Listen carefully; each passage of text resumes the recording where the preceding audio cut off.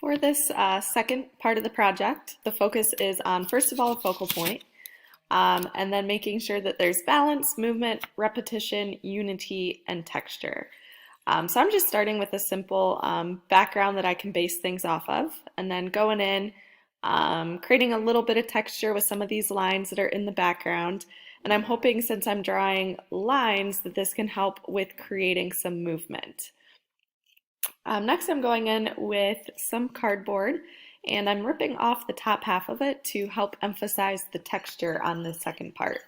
So that those lines, or that texture underneath the cardboard, is a great way to, first of all, create movement, because they're all lines that are going to be pointing different directions.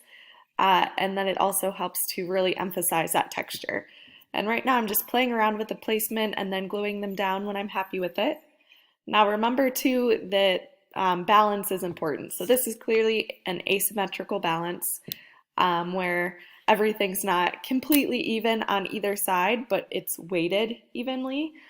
So where I put the main focal point, which is that bigger cardboard piece in the bottom right-hand corner, I evened it out by putting a lot of smaller pieces on the opposite side. So again, if you have a focal point, I would definitely make that as kind of your big main area, and still try to follow the rule of thirds with it. So I have it off to the side. And then again, just try to weight it out with a lot of smaller pieces. And here I'm just emphasizing movement and repetition as well. So I'm repeating the same design over and over to get that repetition, which also ties into unity. If you're repeating something, you should naturally have unity, which is also created when you're not using too many colors at once. So those lines are kind of pointing towards different shapes to help direct the eye around the piece and then back into the focal point for the movement. And then with this watercolor paint, I'm just helping to tie things together, unify them, and then draw more focus to my focal point. So I'm making the paint really dark on my focal point, and then going back in on some of these cardboard pieces and just bringing out the texture a little bit more. So as I'm painting over the lines, it really helps to emphasize the contrast of that texture. And then as I was adding the contrast though, it almost was too much contrast that took away from the focal point, because I had so many light and dark areas. That contrast takes away from that main area. So I went back in and I ripped out a few areas to really draw that attention and focus back in towards the focal point there. So here's the finished piece, and I went back around, it wasn't in the video, but I went back around and outlined a little bit more on my focal point just to help it stand out more. I would almost want to go back and take some of this out from the focal point, maybe rip a corner of this cardboard off, or add more cardboard up in the corner just to try to weight it a little bit more evenly, because you can see almost more of that weight is on the focal point.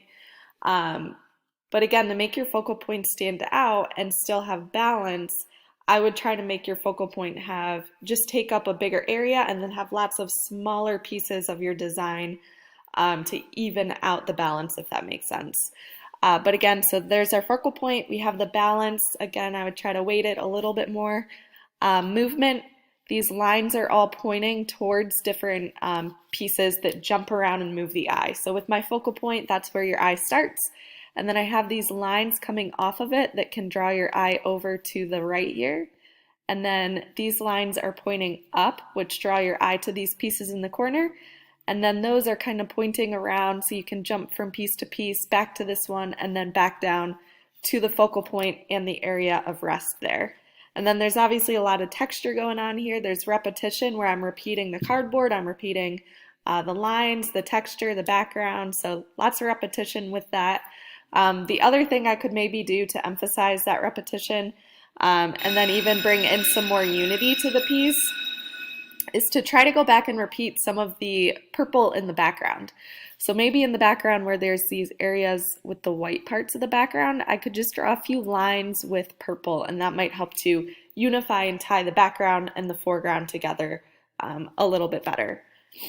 All right, so again, think about focal point, balance, movement, repetition, unity, and texture with this piece.